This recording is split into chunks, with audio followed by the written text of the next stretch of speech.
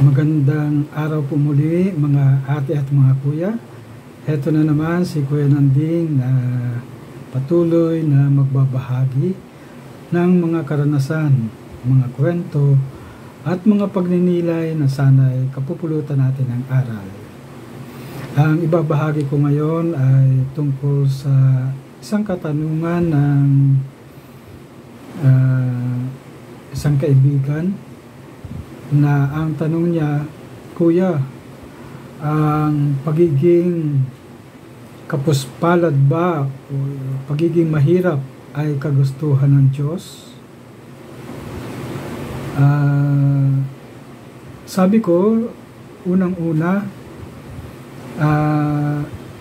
nagkaroon din ako ng pagninilay dito sa katanungan ito kasi maraming mga tao ang may ganyang pag-iisip na ang paghihirap ay kagustuhan ng Diyos.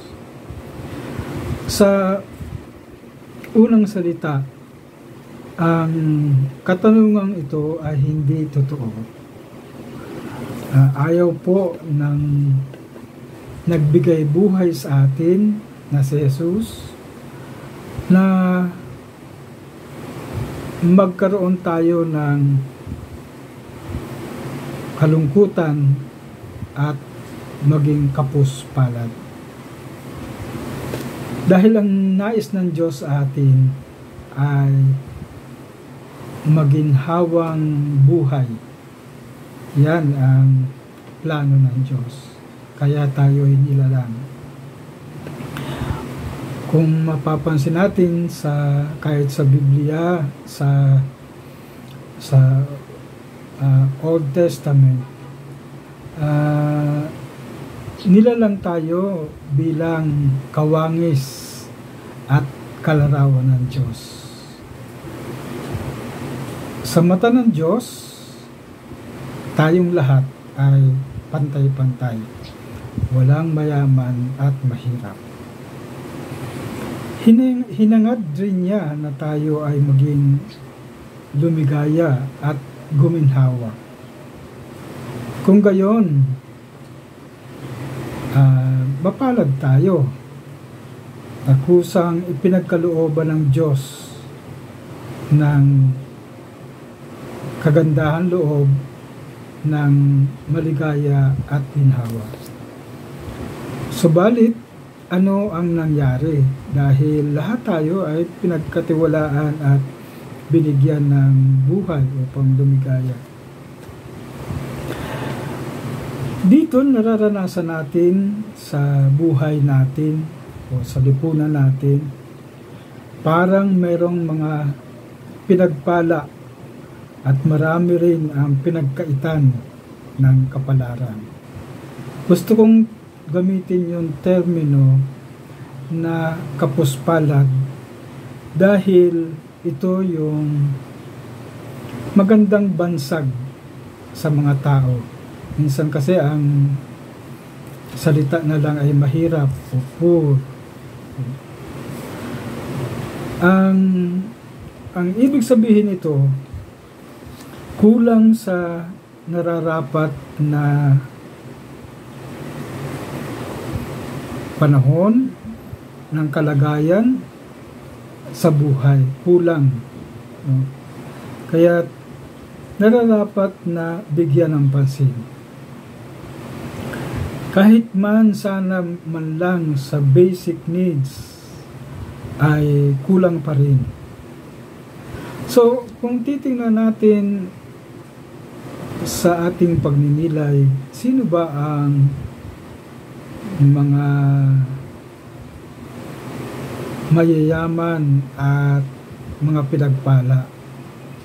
So, ang karanasan natin, merong ilang porsyento lang ng mga tao dito sa mundo ang pinagpala ayon sa kanila. Pero hindi yan ang gusto ng Diyos. Ang gusto ng Diyos ay pantay-pantay at lahat tayo ay lumigaya at guminhawa. Lungkot at hirap ang dinaranas sa buhay ng mga kapuspalad. Ang kapalaran ng mga taong ito, tayong mga naghihirap, ay di pinagpala, no? Parang merong hadlang at kuminsan sinisisi natin ito sa Diyos. Mali po yun. Hindi Diyos ang may dahilan ng paghihirap at pagiging kapuspalad natin. Dahil sa di naaayon sa malasakit at kagandahang loob ng Diyos, kaya tinutulan niya ang kalagayan ito. Kung mababasa natin sa mga mabuting balita, maraming pagtutol ni Jesus sa mga ganitong kalagayan. Ang kalagayan halimbawa na taliwas sa kalooban ng Diyos, yung at paghahambing sa nakakaangat sa buhay, ay hindi makatarungang sistema na di nararapat. Halimbawa nito, sino ba talaga ang mga naghihirap? Itong mga trabahador, mga kasambahay, mga construction workers, mga mangingisda, no? Kahit yan sa larangan yan, minsan ang mga kumikita pa rin ay mga malalaking barko na merong gamit na malalaki. So hindi pantay na relasyon ng paggawa. Kaya nababakas sa atin ang pagkiling ng Diyos sa mga kapuspalad. Ang kalagayan nito, ang pagkiling na ito ay sa mga nagdarahop. Ang termino ay hiyagit sa lipunan, binabaliwala, tinataboy, makasalanan, at ikinamumuhian ng mga nag-aakala na mga kagalang-galang sa lipunan. So kung sino yung mga sa tingin natin parang mga kagalang-galang, sila pa yung may hindi magandang ugali sa mga taong ito. At ayaw ito ng Diyos. Ayaw niya ng ganitong relasyon. Kaya kung titingnan natin kabuong misyon ni Jesus, bukod tangi ang pagtingin at pakikitungo ni Jesus upang maihahon tayo sa hirap. So, talagang merong pagkiling ang Diyos sa mga kapuspalad. Halimbawa nito, tingnan natin sa buhay natin bilang mga magulang. Diba, kapag tayo ay merong anak na mahina, may sakit, may kapansanan, sila ang mas nangangailangan ng tulong ng magulang. So, ganun din ang Diyos, no? Ang Diyos ay puno ng pag-unawa sa puso ng mga magulang na may katulad nito.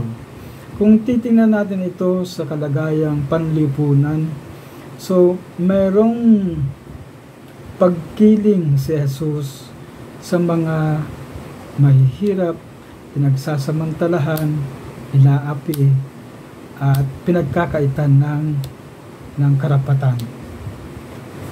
Kaya ang call to action natin dito bilang mga Kristiyano at mga magulang ay puno ng pag-unawa at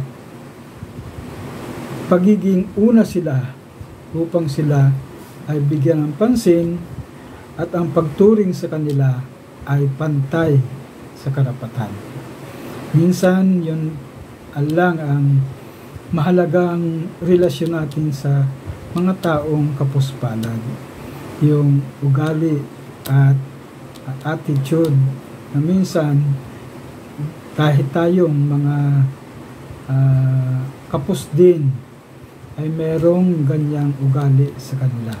Kaya ang call to action nito bilang gusto nating sundan si Jesus, unawain natin at pahalagahan ang mga kapuspalad. So ganito rin ang uri ng kagandahan loob na dapat nating ipakita o ipadama sa kanila bilang mga Kristiyano. So, yan po muna ang aking ibabahagi at maraming salamat po at God bless po sa ating lahat.